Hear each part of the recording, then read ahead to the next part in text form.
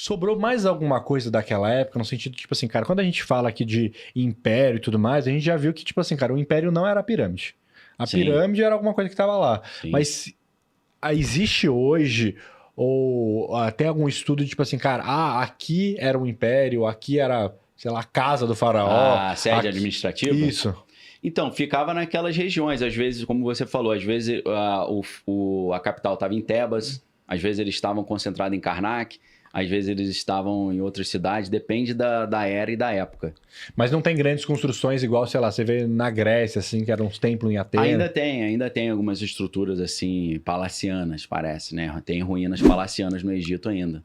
E aí onde tem, por exemplo, no Templo de Luxor, que tem alguns desenhos altamente loucos, né? Que você tem desenhos que parecem helicóptero, tem desenho que é um cara vestido de astronauta com capacete dentro da nave. Que é aí que a galera tira aquelas teorias loucas. Realmente os desenhos são muito estranhos. Então, eu queria entrar um pouco disso, porque a galera tem um pouco dessa teoria mesmo, assim... De viagem no tempo, se diz? Isso, de a galera pega e fala assim, cara, isso aqui claramente é um celular... Aí, tipo assim, tem no TikTok... eu adoro TikTok, porque o TikTok tem uns vídeos de teoria da conspiração, que é isso que você falou. Tem, tipo assim, cara, um desenho estranho de como se fosse uma nave com uma hélice em cima. Aí o cara pega um helicóptero de hoje em dia e coloca em cima, fica, tipo assim, perfeito. Igualzinho. É o cara em cima dentro de um carro e tem, tipo, uma janelinha. Aí você coloca, tipo, um automóvel, tá ligado? É inexplicável, né? É difícil. Pode ser uma mera coincidência, né? Tem um negócio chamado paireidolia, que é quando você olha a nuvem e você fala, a nuvem parece um elefante. Que é você ver imagens onde não existe, o teu cérebro projeta. Tem gente que vai dizer que é isso, mas realmente tem coisa ali que é difícil de explicar.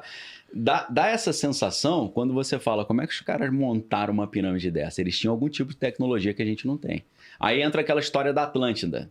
A Atlântida seria, na Bíblia, as civilizações antes do dilúvio.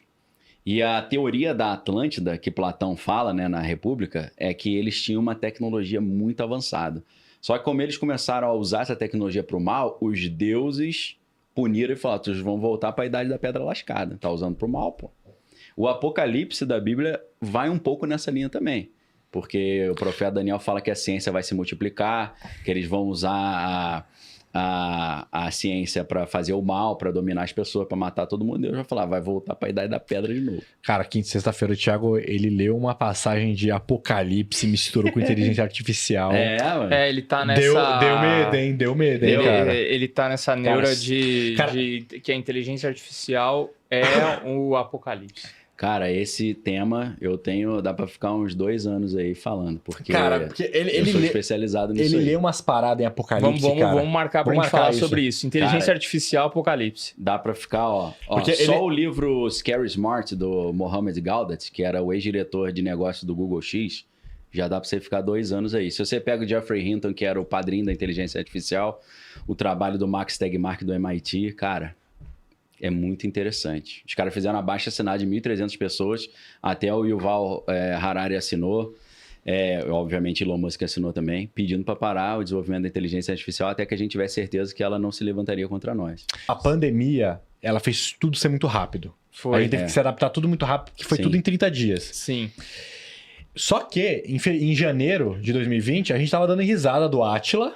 Falei assim, Átila, você é doido. Não vai chegar no Brasil. Não vai chegar no Brasil, a pandemia. Deu 20 dias, e um monte de gente tava pulando carnaval em São Paulo. Sim. Em primeira semana de fevereiro, achando que isso não ia chegar. Na segunda, trancado em casa. Vamos marcar isso daí. Tem uma sensação... da Ibope. Tem uma sensação que esse negócio da inteligência artificial é a pandemia, só que, tipo assim, cara, isso tá diluído em 5 anos. Tá todo mundo com leve sentimento. Não, isso é bom. Tem uma galera que fala assim, cara, isso vai dar uma merda. Olha lá, olha o que tá acontecendo ali, ó. Tem gente já desligando robô. Tem robô que já agrediu sei lá o quê. Cara, isso vai dar uma merda. E você fazendo... E você fazendo imagenzinha aí do anime. Estúdio Glig aí. Cara, esse assunto é legal pra caramba, porque mistura a Bíblia, mistura filme, mistura tudo. Vamos marcar de fazer isso. Onde que a gente tá aqui no Império? Você, Kaique, que é o nosso guia aqui cara, a gente falou que, tipo assim, eles pegaram todas as riquezas do mundo em troca de semente e um pouco de pão. Aí tá bom. E aí a gente foi pro terceiro período aqui, o intermediário, que foram também 400 anos, que foi o ano 1069. Expulsão dos Ixos? Isso. Estabelecimento da 18ª dinastia. que foi essa expulsão dos Ixos aqui? Então, Ixos era um grupo praticamente parecido com os cristãos, assim. Eles tinham uma ideia que só tinha um Deus e por causa dessa filosofia de um Deus único, eles foram rejeitados pelos egípcios. Inclusive, o faraó que propôs essa ideia do monoteísmo também foi perseguido, foi rejeitado, porque a galera, pô, você está recusando todos os outros deuses, né? Então, os Ixos tinham essa visão. E o fato deles terem expulsado os Ixos também gera um pouco de crise social e cultural no Egito nessa época. Boa. E aí, a gente depois... chega ao episódio final aqui, que é o... Expansão pacífica, cara. Olha aqui, ó. Onde você tá vendo? Grandes expedições comerciais e construção de templos. Não, eu tô aqui já, ó. Você já tá aí. Entendi. Eu tô em 664 a 30 antes de Cristo. Tá aí. Aconteceu muita coisa nesse período. É a dominação, declínio e o final. Pô, então. O que acontece nessa Como época que a superpotência do mundo, com o auge da sua arrogância, com todo o ouro do planeta, chega no seu declínio em menos de 400 anos? É o que o Ray Dalio explica no livro, né? A ordem princípios para a ordem mundial em transformação. Que ele fala, né? O império ele progride quando ele investe na educação, quando o povo está unido, unificado. E aí começa o declínio quando a educação fica em segundo lugar e começa divisões internas, que é o que a gente vê exatamente nos Estados Unidos hoje. E aí você tem, segundo o Ray Dalio, você tem sempre uma potência decadente entrando em choque com uma potência ascendente. Aí você tem as grandes guerras. Então, o que acontece? A potência decadente egípcia, que abriu mão das suas maiores forças, né? No caso do Ixos aí, quando os judeus saem também, questões também de natureza climática prejudicaram muito a riqueza do Egito. Então, eles já estão com decadência, muito conflito interno, divisões internas, o pessoal tentando derrubar o rei, golpes de Estado.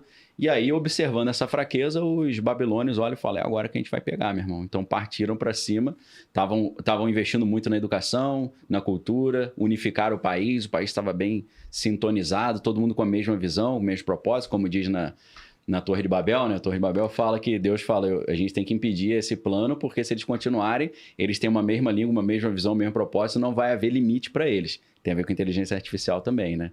Um tipo de tecnologia que, pô, eles vão dominar tudo. Então, o Egito começa a cair exatamente nesse protocolo de destruição de impérios que o Ray Dalio fala no livro Princípios para uma Ordem Mundial em Transformação, que é conflitos internos, divisão da sociedade, inconformidade da população, o rei não tem mais prestígio, a população está indignada.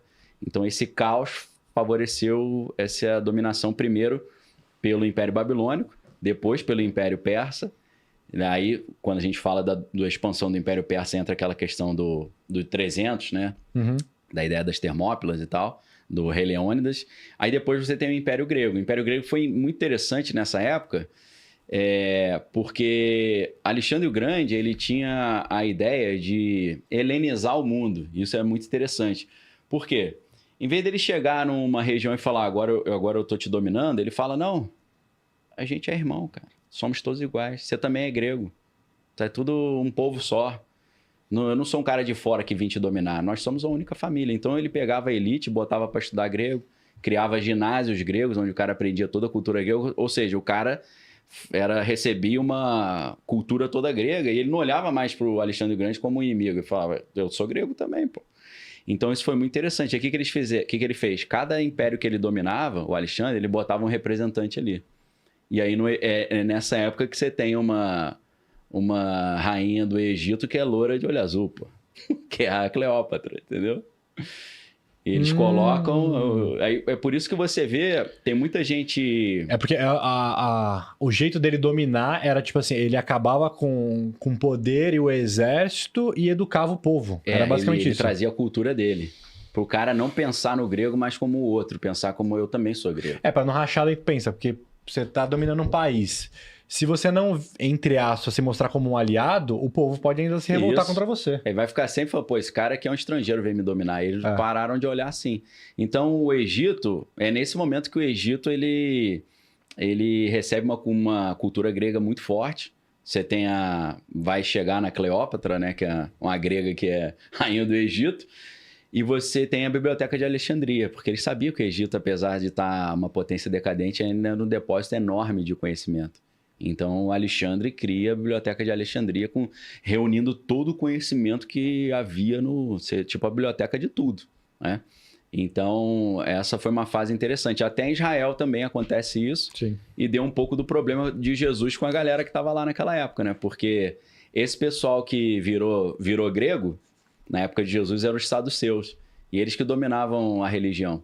Então, eles queriam misturar o Deus da Bíblia com o Deus da Grécia. Então, estava rolando um sincretismo ali. Ainda é uma influência grega. E é por causa disso que o Novo Testamento é escrito em grego e não em hebraico, como é o Antigo. Porque o mundo estava dominado pelo grego e a língua franca, que antes era o francês, né? Por isso que é língua franca, ou hoje o inglês, naquela época era o grego ainda. Apesar do Império Grego já ter caído, perdido para o Império Romano, mas a língua ainda era o grego oficial.